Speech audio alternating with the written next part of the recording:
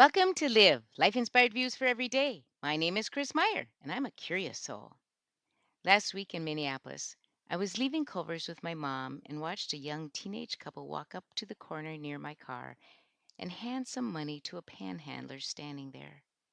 He thanked them, and I watched that young couple turn around and continue walking in the direction they had been going.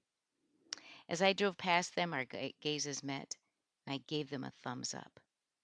What a model of grace they were for me that day. Because of them, 2 days later, when I was back home in Rochester, I drove up to a corner and encountered a man with white hair and beard holding a cardboard sign asking for help. And I did something I hadn't done before for these people on the corner. I opened my window and called, "Sir." He came over, took the money, thanked me kindly, and said, "Bless you." Then added, "Have a nice weekend." I told him the same. I felt so much better than all the many, many times I have driven past those standing on the corner and wondering if they were scamming or not. That teenage couple were the model I needed to get me off the judgment stand and see someone needing something that I could give. I was talking about this with our daughter Maria later, and she said, once someone gives their money away, it's not theirs anymore. So what someone else does with it should not be of their concern because they gave it away. Hmm. She's taught me that today a person cannot be poor without a cell phone. That is often the only way to sign up or maintain the resources that can help them live. It's so easy for us to assume that the money given on those corners will be spent on drugs or other things that we think they should not spend it on. In my research for this podcast, I learned that yes, many times the money is given for those with addictions who have no other means of feeding their habit. But more times than not, it is truly used for sustaining their lives. The point isn't what it is used for. The point is that there is a need and we have the opportunity to give. I thought many times of that man who I gave money to. It must feel quite humiliating holding up a cardboard sign asking for a handout. Most people would not put themselves in that position if they didn't have a choice. Thinking of that should help us empathize and open our hearts to their courage and for us to take courage to open our pocketbooks to help. Mm, I want to be better at doing that.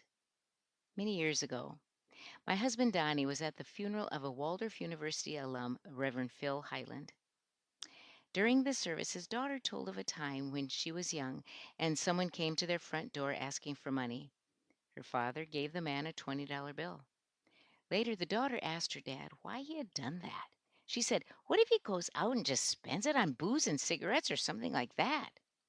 Phil Highland replied, "Yes, that's the risk I take. But for me, it's a greater risk to miss a possible opportunity to help." Just sit with that story.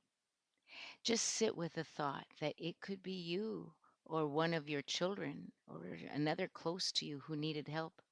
Wouldn't you want someone to trust that you had a need or someone you love had no other choice than to ask for help? And wouldn't you want someone to reach out with willingness?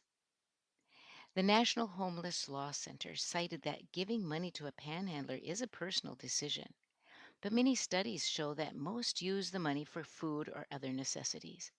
A panhandler makes an average of $300 a month. When people ask for help, it's because they need it.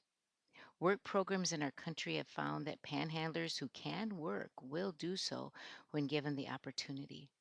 Panhandling is the result of no affordable housing, low wages, no health care, and other systemic reasons. We don't know the stories from the front seat of our car, but the stories are there. The story I know is that if I can help someone in need, I should. I'm listening to a great book by Adam Grant entitled Think Again: The Power of Knowing What You Don't Know. Hmm. He cites in the book that when we sit down with those different from us and have a conversation or learn something about them, even from a distance, we can humanize them and often shatter the stereotype we've constructed as a wall between us. Once empathy for someone is lit, People see someone as a unique individual, deserving of assistance, and even they like him the more. He encourages us to ask ourselves, how would our stereotypes be different if we had been born Black, Asian, Hispanic, or Native American? What opinions would we hold if we had been raised on a farm or in a city, or born rich or born poor? Then he adds, people gain humility when they reflect on how different circumstances have could have led them to different beliefs. This can lead us to be more curious about groups we've stereotyped. This week, on your bathroom mirror, write, I will resist judgment and keep change handy in my car. Join me next Monday for Live, Life Inspired Views for Every Day. I'm Chris Meyer, and I'm a curious soul.